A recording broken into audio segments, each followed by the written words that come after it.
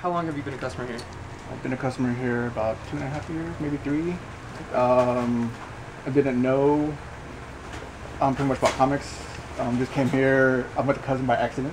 Yeah. Just to come with him, and then I was like, oh, what are these? And then he's like, oh, what? He was like, and he goes, dude, these are comic books. And so I just started picking up just a random comic, and then I just stuck with it.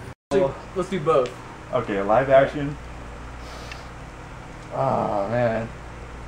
And when you mean live action, like any type of superhero movie, any type. He's even talking about like Daredevil. Yeah. And Catwoman. You're right. Huh. That's nobody's favorite. Wait, I'm sorry to mention all that. I'm sorry. That's blasphemy. For the live action, I actually don't know. I'm serious. Animated. That's that one. Animated the one DC animated movie, the Justice League New Frontier.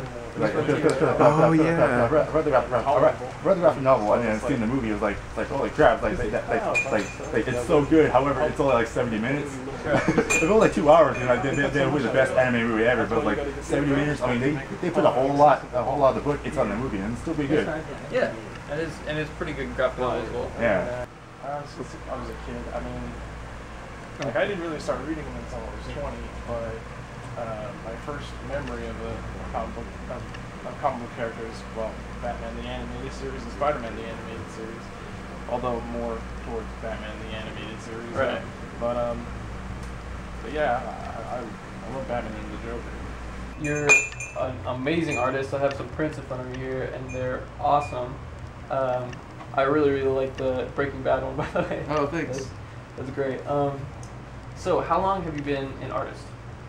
For most of my life, just since I was young, and then I've just been doing it for a long time. He was 5 years old when he started. Yeah, Oh, okay. basically, yeah. Yeah.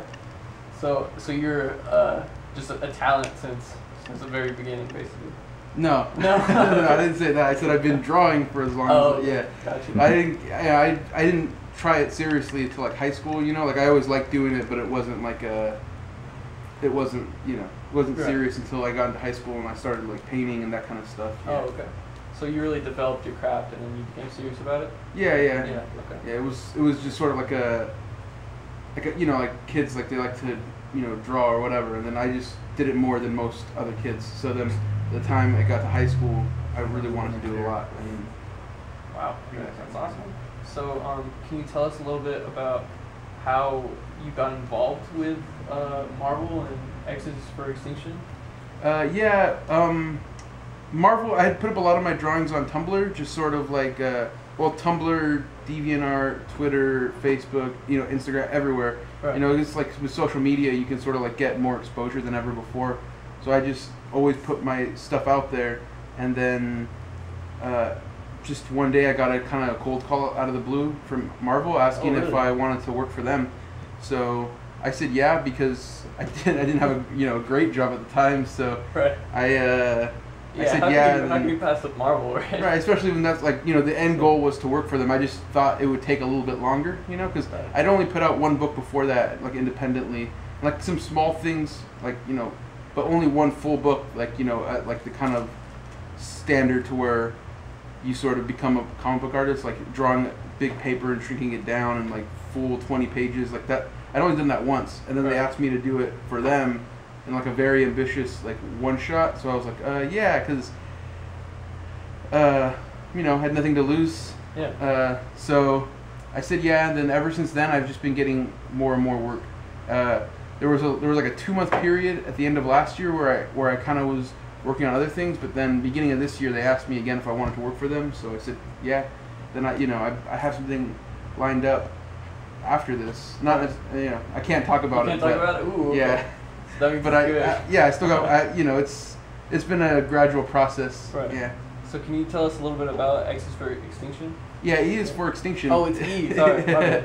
E Is For Extinction is about it's a alternate universe kind of story where at the beginning of the book, Professor Xavier kills himself. It's a sequel to this comic book called New X-Men E Is For Extinction that came out in like 2001, and it's like one of my favorite comics, like X-Men comics of all time.